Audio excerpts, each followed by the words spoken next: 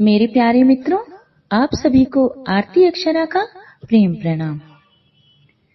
महर्षि गुरुदेव के चरणों को हृदय में धारण करके मैं लेकर आई हूँ क्षर से अक्षर यात्रा का अगला भाग। आइए सुनते हैं। साथियों, आज हम यदा कदा लोगों को संकल्प लेते हुए देखते हैं कि मैं कभी झूठ नहीं बोलूंगा। कोई संकल्प उठाता है कि मैं कभी चोरी नहीं करूंगा। यह ठीक उसी प्रकार है जैसे दुष्वृत्तियां रूपी वृक्ष अपनी जड़ें जमाए हुए हैं और हम पत्तियां काटे जा रहे हैं। जब तक वृक्ष को जड़ से नहीं काटा जाएगा, कितने भी संकल्प उठा लो, परिणाम कुछ ना घटेगा। एक बार 3 कुत्ते आपस में लड़ते हुए कुएं में गिर गए और मर गए। कुछ ही दिनों बाद कुएं से दुर्गंध आने लगी। गांव वालों ने कुएं में गंगा जल डाला, इत्र छिड़का, सुगंधित पुष्प डाले, परंतु दुर्गंध तो जस की तस थी। गांव वाले समझ ही नहीं पा रहे थे कि आखिर दुर्गंध दूर करने के लिए क्या किया जाए। गांव वाले पास ही रह रहे संत महात्मा के पास गए और बोले, महाराज, कोई उपाय बताइए जिससे यह दुर्गंध दूर हो जाए। हमने इत्र डाल लिया, हमने सुगंधित पुष्प डाल दिए, हमने गंगा जल भी डाल दिया, लेकिन दुर्गंध से मुक्ति नहीं मिल रही। संत बोले, क्या तुमने मरे हुए कुत्तों को निकाला? गांव वाले बोले, इस तरफ तो हमारा ध्यान ही नहीं गया। तब संत ने कहा कि जब तक मरे हुए कुत्तों को नहीं निकालोगे, दुर्गंध से मुक्ति नहीं मिलेगी।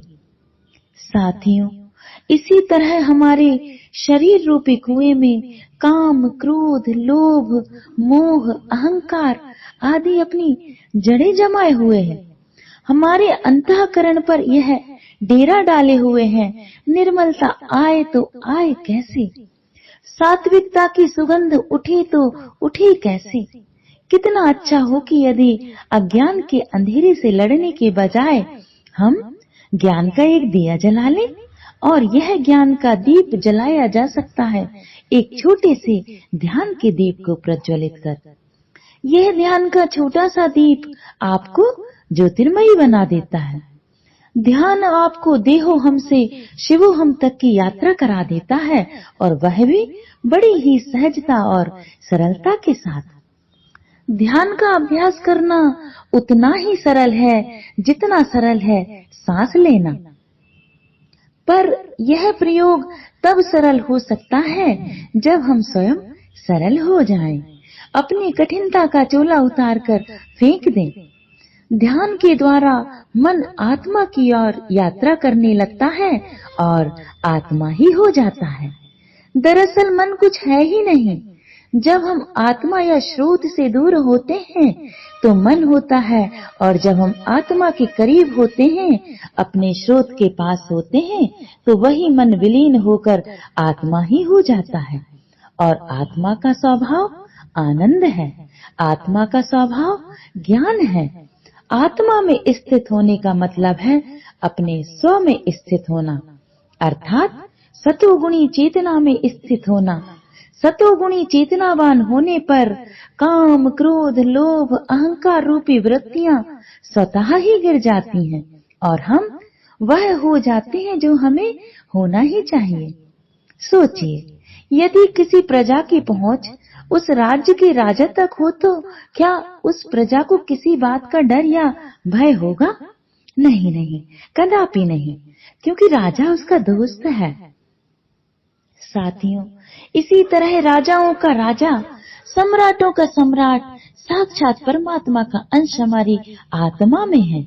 और जब ध्यान के द्वारा धीरे धीरे आत्मा से हमारी दोस्ती गहरी होती जाती है, तो यह ठीक उसी प्रकार होता है कि जैसे सुदामा की पहुंच श्री कृष्ण तक हो। जिसका मित्र कृष्ण हो, भला उसको कोई चिंता होगी? श्री कृष्ण ने माता यशोदा को जो मुंह खोलकर विराट ब्रह्मांड के दर्शन कराए थे, वह कोई कोरी कल्पना नहीं। जब हम शांत होकर बैठते हैं, अपनी आत्मा में स्थित होते हैं, तो हम पाते हैं कि पूरा का पूरा ब्रह्मांड हमारे भीतर ही स्पंदित हो रहा है। आज हम बीमारों की तरह हैं, दयनीय जिंदगी जी रहे हैं। क्यों? क्योंकि हम अपने स्व में स्थित नहीं हैं, और स्व में स्थित होना ही स्वास्थ्य है। साथियों, उठो, जागो, फिर देर किस बात की? जब औषधि हमारे पास है तो हम बीमार क्यों जिए? जब अमृत का दरिया हमारे ही भीतर बह रहा है तो हम मर मर कर क्यों जिए?